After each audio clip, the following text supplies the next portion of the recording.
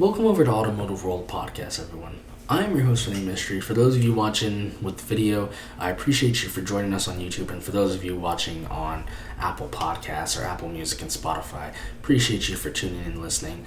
Tonight, we're going to talk about recalls, and we're not just going to talk about Toyota recall because we cover a lot of recalls here on the channel. With Toyota, with Ford, with Kia, with all the brands, everybody, Honda, everyone. No one is immune to a recall. But I think we need to have just a little sit down, a little conversation, and we need to talk about recalls because recalls happen all the time. In the current day and age, with everything being digital, it's very easy to get information out, and it's very easy to get it out quickly. I think back in the days, it took a while to get information out. Now we can find out recalls on the dime. But we need to talk about recalls because we're seeing brands with a lot more recalls, and it's recalls involving serious issues, all types of issues, but serious issues.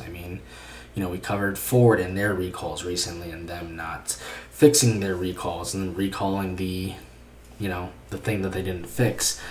Recently, we did Kia, almost 500,000 telegrides from 2020 to 2024, potentially catching on fire for heated seat motors, which may stay on. We've done Honda recalls with the safety systems, phantom braking. We've done it with Toyota. We've done it with Honda.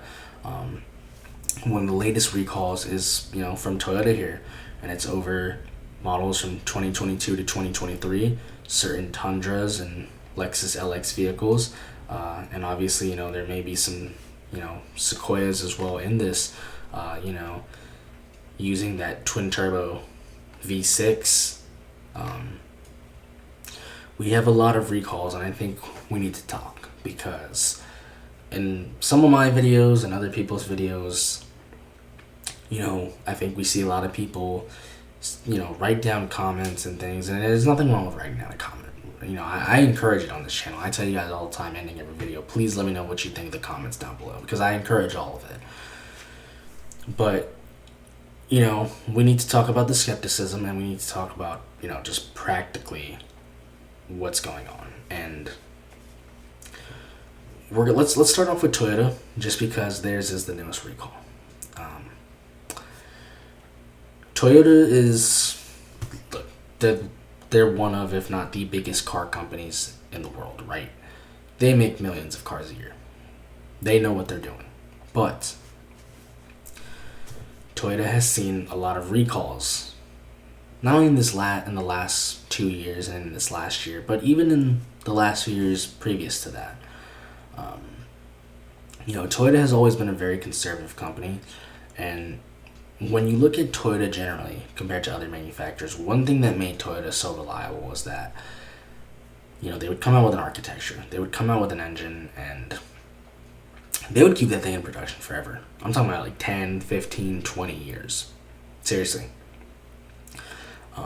And I think, when you work on something for 10, 15, 20 years, you figure out all the kinks. And we've seen it before in the past with the Toyota models, Most companies in the first 2 to 3 years, they figure it out, but then they move on to something else. So they never figure out everything. But Toyota takes a little bit longer, sometimes up to like 5 years, but then they figure it out. We saw it with, the generation of the last Camry and the Camry before that.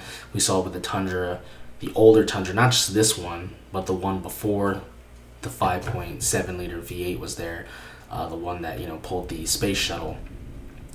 I think what's going on over with Toyota, and this isn't just for the Tundra and the LX, but this is for a lot of their vehicles. Toyota is going from the Tacoma being close to 20 years old, the Tundra close to 20 years old, Sequoia close to 20 years old. Toyota was going from a lot of vehicles that were actually updates of vehicles that are actually even older. So really vehicles that are even, you could potentially even say like 30 years old. Toyota is having a shift, and the automotive industry is having a shift. With all the new technology that's coming out, all the new regulations, just with the EPA, with safety.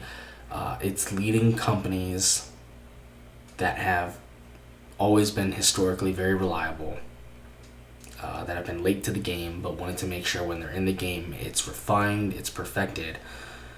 They don't have that time buffer anymore. And I think for Toyota, and especially where we are in the world, we're looking at EVs. We're scaling back on EVs. We're looking at other sources, biofuels, hydrogen. Toyota is in a transition period because they're going from vehicles that were essentially 20 or 30 years old to now having to join the modern world. And there's a lot of catch up you have to do. And when you have to make a switch like that, you're going to encounter problems. And it's going to take a lot longer to solve those problems. And it's tough because, when the Tundra came out, and I apologize about the thunder, but when the Tundra came out, Toyota stated, hey, we can't have product cycles that are like this anymore. And I say with Toyota because Toyota is historically known for reliability. But they're in a shift right now, and they've had to go from, think of it like a computer. They've had to go from Windows 98 or Windows XP to Windows 11. They've had to go to something with AI. So Toyota is in this really, they're in a transition. It's in a tough transition. They really, really are. They are having to come up with new infotainment system, new software, new technology, new architecture from the ground up in terms of chassis, in terms of engines. I mean, they are just they're literally flipping the page. It is a new beginning at Toyota. And a lot of car companies are going through this. They're doing the EV transition and things. VW's doing it, Kia's trying to do it. But I think we need to look practically. Obviously, there are issues like we look with Kia. Kia and, the Telluride issues, those have been problematic. Kia for a long time has been, they've been up there. They've been up there with the recalls, generally for fire risk, and usually it was with the older style, the Lambda and the Theta engines and things like that.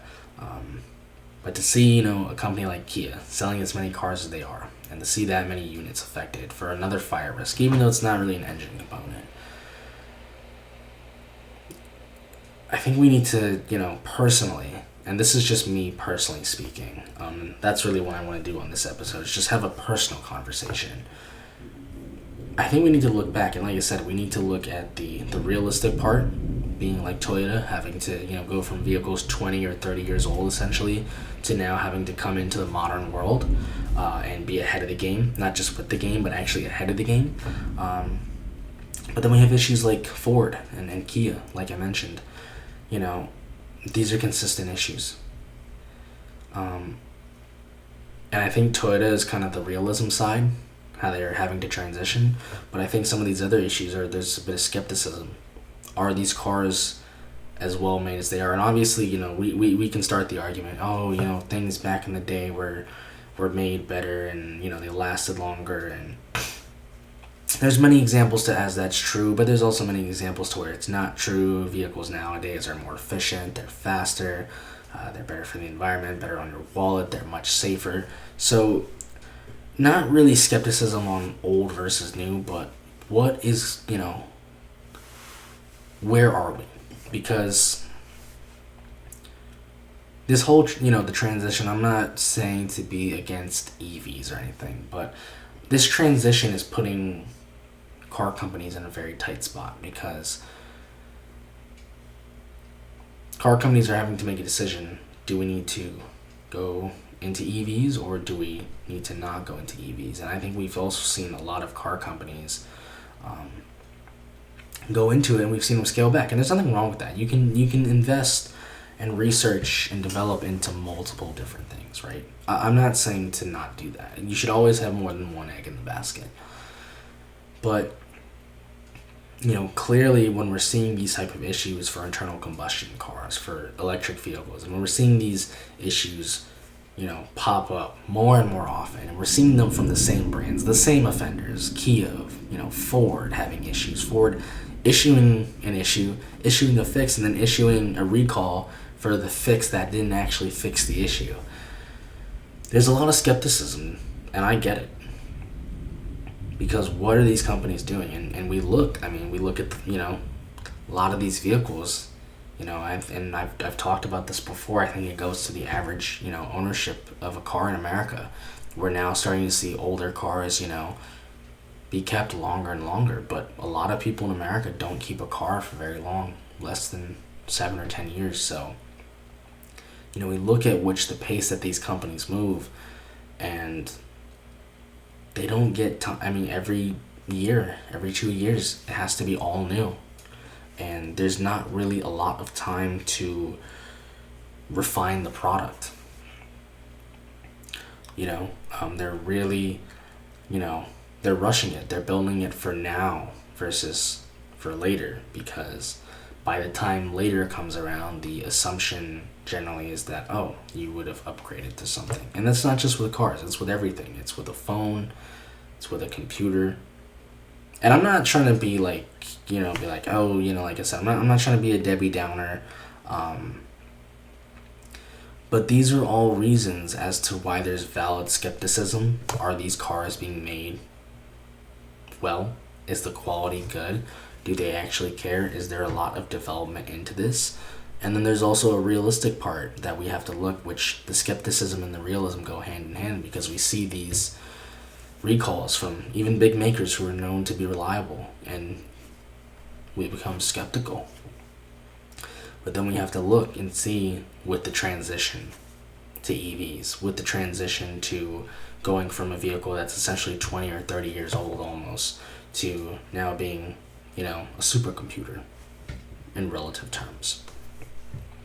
We have to look at all these different transitions and how the volatility of the market is. Like with EVs, we're seeing so many automakers scale back on production. That's tough, because you can't just say, oh, now we're going to go all in here and then come back. It messes up your research, it messes up your development and your timelines, because now you're telling people, okay, you were working on these cars, you're going to work on this new technology, they're going to focus, they're going to train themselves, they're going to spend all that time and get into that, that kind of mojo, and then you tell them, oh, okay, scrap that, we're coming back. And so we're really in a weird transition period, and this is for the automotive industry in general, and this is for 1,000 reasons. The pricing for vehicles, what consumers are buying, obviously, EV wise, are we transitioning to batteries? Are companies scaling back? Are we going to do, biofuels or hydrogen? Batteries are now working. We're seeing even companies like Tesla struggle now and scale back on, supercharging production. And so I think all of that collectively and combined has to do with this. Because it's like, think about it like studying for a test, right? Maybe think about it like school, right? You got multiple classes and you got multiple tests, right? For car makers, the mindset has always been one thing, though. Really hasn't been EV. It's always been like ICE. It's been internal combustion. And, you have other models and things, but it's been, you focus on one thing. It's like going to college and you major in one thing, right? Or maybe some of you do too, but one thing. You set your whole life on doing that one thing, astrophysics or whatever. And then somebody comes up to you and says, oh, hey, there's this new technology. Drop what you're doing. Go discover that. So then, you spend a lot of time and effort and just hours, man hours, woman hours. And you get into it, and you're crunching numbers, or however your research works, and you've put the other thing to the side. It's on pause. And the thing with the research is you have to keep going, because when you stop, other people are going to be ahead of you. And when it comes to research and development and technology, we're in a world where if you're not first, you're not a winner. There's no second place. You're the one or you're not. You have to be at the top of the game, ahead of the game, innovating. Or if you're not innovating, maybe another company beats you out on a feature, but you need to have something within the same day or the same week that's going to compete. And when you have to do that, and let's say study for a test, and then they say, oh, okay, maybe this isn't working, we need to go back and scale back on EV production or whatever it is, and go back to what you were originally doing. It's tough because you set yourself up in a state and in a flow where you had different workloads. You were attacking ideas from a different perspective. It's hard to just go back from one model to the other. It's like problem solving. Certain problems you cannot solve them the same way. So when you go to solve and you're an expert in one problem and somebody asks you to solve something you don't solve, you have to take a completely different approach, a different outlook. You have to think, why did this happen? Or how did this, it's completely a different world. And I think that's what the automotive industry's got going on. We're in a transition period. And the automotive industry, the worlds are right now, they're colliding, they're pushing each other, because we're trying to figure out in the automotive industry, what world is the future? What is the best world? What is the world that is sustainable that we can use? Because we know the current world that we have won't be around forever. So we're trying to find, and we know we have options, but we're trying to find what is that world. And, I think we're just seeing it's that, some companies are going all in on EVs and others are completely now scaling back. And I think what's going on, like I said, is that transition period. As I talked about with Toyota, the Realism. When you go from something that's 30 years old and you had to, refine it over time, of course it's going to be super reliable. When you have to come from that to, terms you've never heard of, you're not going to know. It's a foreign language. It's a foreign world. And then when you look at things like Kia and Ford, which have to come out with brand new, all new stuff every year, every 2 years, you don't get time to refine the product. And that's where the realism meets skepticism. And that's what's going on. The automotive worlds are fighting. We're trying to find out what is the next world. And we can't figure it. We're just not able to figure it out right now.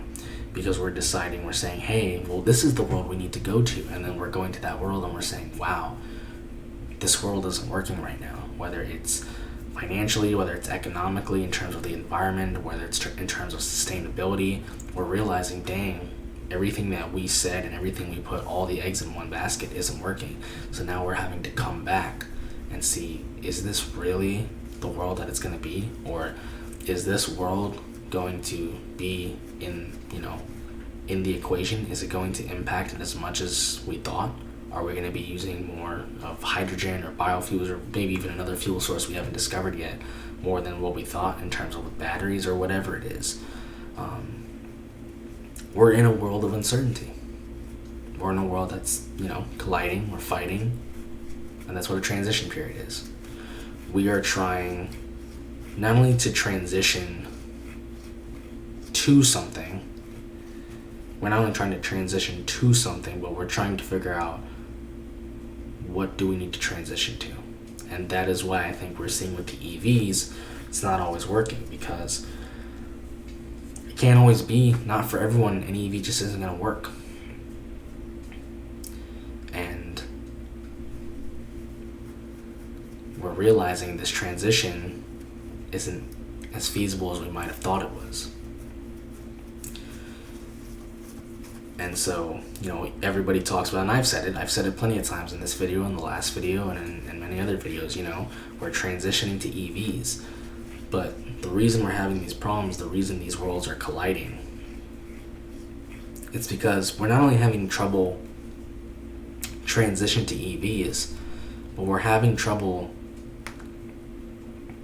knowing what to transition to, which is allowing us to have trouble even starting a transition. Because like I said, some are now transitioning back, and we're looking back and we're thinking that may have not worked. And like I said, that's where, we come back. And when we say, hey, something didn't work, it's very similar to when we see a recall from Toyota. Because we all know Toyota is something that's super reliable. It's going to outlive you. And now you're seeing all these recalls and things, and you're like, I thought that was the way. I thought that was, that's, everybody says to do that. Like, that's always been the right way, and now it may not be. And just like, just like the uncertainty, that's where the realism from what we thought with Toyota meets the skepticism. And it's tough. It's really, really tough, because when it comes to cars, this affects people's lives. This affects the world. People use their cars for pleasure, to go see their families. They use it to make a living. Maybe they're a construction worker. They need to drive to an office job. They need to pick up their kids from school or get home. It's one thing to say, oh, the internet's, having trouble transitioning, or the internet's down for a few hours. It's like, it's an inconvenience for some, and it can be a livelihood also as well for some. So there is, you do have to look at it both ways, but even be like, it's not like something being out for a few hours and then coming back, But with a car, it's important, because for some people if you don't have a working car, you might be out on the street. You might be living in your car. I mean, the car, not only around the world, but especially here in America, where we are built around the car. The car is everything. It takes you to work. It gets the kids home. It takes you to your job. It allows you to have a living. It allows you to have a car. Without that car, you wouldn't be able to go places. You wouldn't be able to go home. You wouldn't be able to get food. You wouldn't be able to get money. And so it's tough, because when we do all these things and we have all these models come out and they're higher prices and they're unattainable, especially with EVs, and people are waiting for the $20,000, $30,000 EVs. It's tough, because you can't, people spend a ton of money on cars for many reasons, expecting it to last them, serve them, and then they spend all this money a lot of times on cars, and they get recalled or they break. And obviously a mechanical device can break. I'm not saying cars can never break down, but we're seeing cars have tons of recalls and fail prematurely, and they shouldn't. That affects people's livelihoods. They have to take out time to either go get it fixed, or maybe they can't afford to get it fixed, and now they're having to sell that car, potentially find another car that's even cheaper, or another mode of transportation. Might even completely make them lose their job, and now they're in a worse situation. It's tough. Like I said, the car, especially here in America, is everything. And it's, we need to, like I said, we need to look at the realism and the skepticism, because I think right now, a lot of us are we're looking at the skepticism, but we're not looking at the realism, because there's always going to be skepticism. But if we looked at the realism, most of the skepticism could be justified.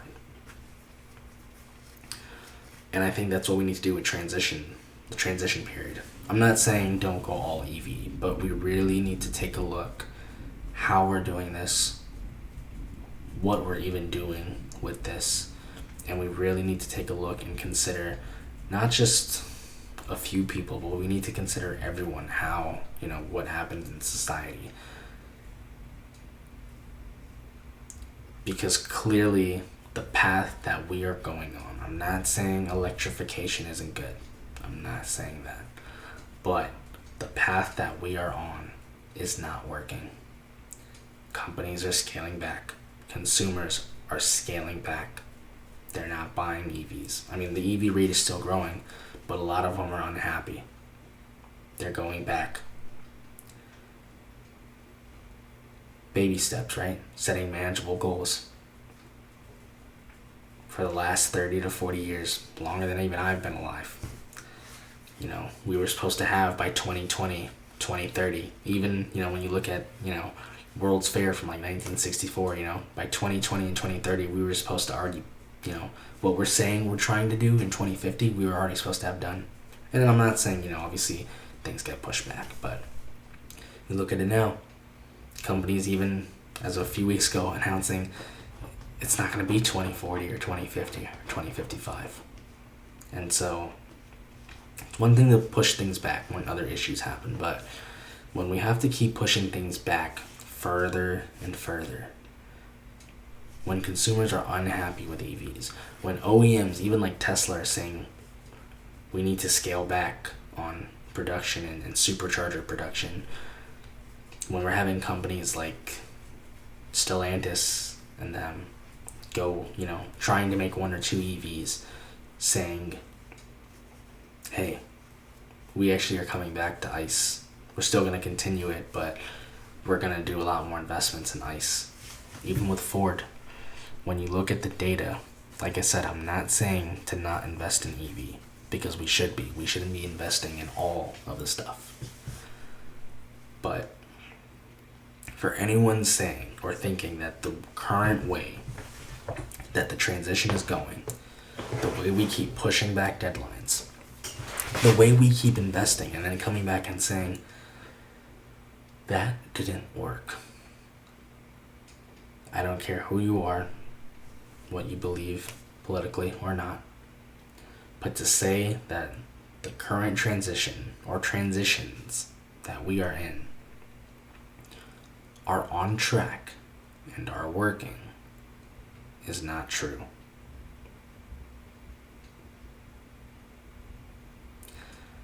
And with all the issues happening, with all the skepticism, that right now is the realism. I'm not saying don't invest in all that technology. We should. We generally should.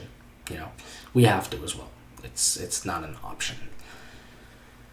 But like I said, to say that the way to which we're going right now, the way which we're trying to transition and go full electrify vehicles, and even scale back, the way to which this is going, this is not smooth. And, we say this, and, we say, oh, well, we'll get it worked out. And guess what? We've been saying that for almost like 30, 40, 50 years. Because there is a time constraint on this. We said it back in the early 2000s. We said by 2020, 2025, we'd be here. And we really haven't made that much progress when you look at it as a whole. 2050 isn't right around the corner, obviously. There's many years before we get to 2050 or 2055, but when you look at it in the grand retrospect, it's not that far away. And with the way that we're going, the focus that we have, the confidence that we have, like I said, we're trying to transition into something, and it's not working. And we're also trying to transition into something that we don't even know.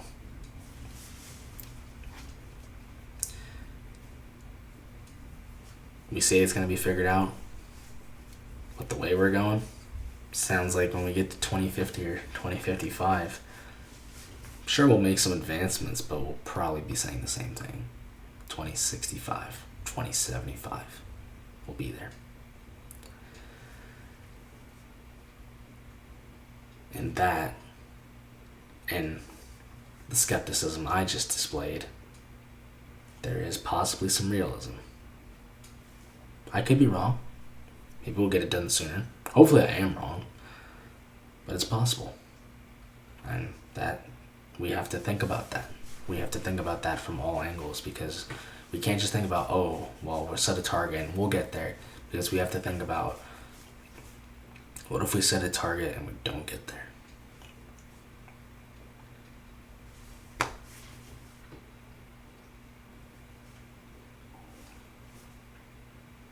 It's gonna suck. Like I said, this affects people's lives. You need the car to do everything. Get the kids, go to school, go to work, go home, get food, make money.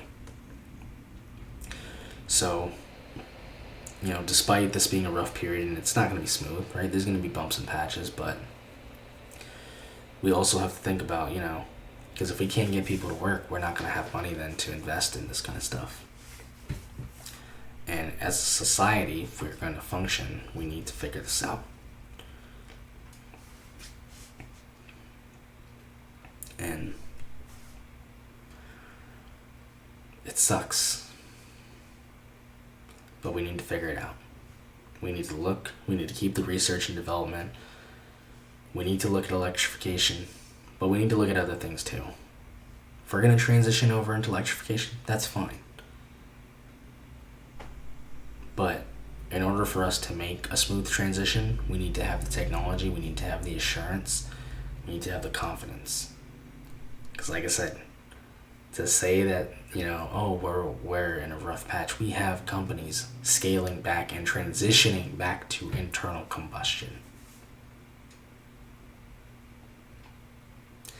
If we have people, like I said with the test analogy, going back and forth, it's not going to happen. I'm not saying put all the eggs in one basket,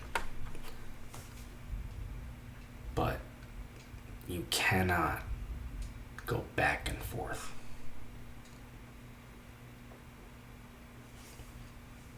The way our transition is right now, it's not working. I don't want to say that I have the answers. Because I honestly probably don't. I'm making this episode to, be like all of you. Because we all want to, deep down, this is an issue in some form or some way for everyone. No matter how much money you make, where you align, ideology-wise. This is an issue for everyone. And I think rather than talk about, go about this approach as the way we do it now, saying, we'll set a goal and this is when we're going to be there and all that. Sometimes you get to, do the old-fashioned way, just kind of take it back to the basics. And before we even start the transition to something, like I said earlier, we need to know what we're trying to transition to. And clearly in this EV transition, we are seeing that this is not working for everyone. The only way we can get a transition to work for everyone is if we talk, we start a conversation, because in conversation comes information, and in information comes answers. And I don't think we have enough conversation representing everyone on this. So, this isn't to try to sway you anti-ICE, anti-EV. It's not what this is about. But this is to get a conversation going, to get skepticism and realism together. This is a conversation to make sure that, we're all heard, that collectively we can come together and make, a solution. Because right now, we're transitioning so-called into, or transitioning back from a solution, and we can clearly see it was only working one way. That is going to do it for now, everyone. Let me know what all of you think down below about this issue. If you're listening on Spotify or Apple Music, first of all, I appreciate you watching. I will try to read as many comments on there as I can. Feel free to tweet at me on Twitter, or X as it's known, or check this out on YouTube as well. Feel free to leave a comment down below, as I say on all the videos, because I want to hear from all of you. We need to start a conversation, and we need information. There is never too much data, and there's never too much information. So let me know what all of you think down below. Did this resonate with you? But ultimately, what do you think? Is there anything maybe we should add on to this? What do you think is the issue? What do you think is the solution? Or where do you even think maybe we just need to get started? With something like this. Like I said, I don't have the answers, but this is a place to get started and attack it from another angle. And I'm not saying everyone go into this angle, but, we have to look at it from all angles, and this might be another angle that we're not looking at. So let me know what all of you think down below about this, and that's going to do it for now. For those of you on YouTube, thanks for watching or listening if you had your screen turned off, and then for those of you watching the podcast or listening to the podcast on Spotify and Apple Music, thanks for listening. Bye, everyone.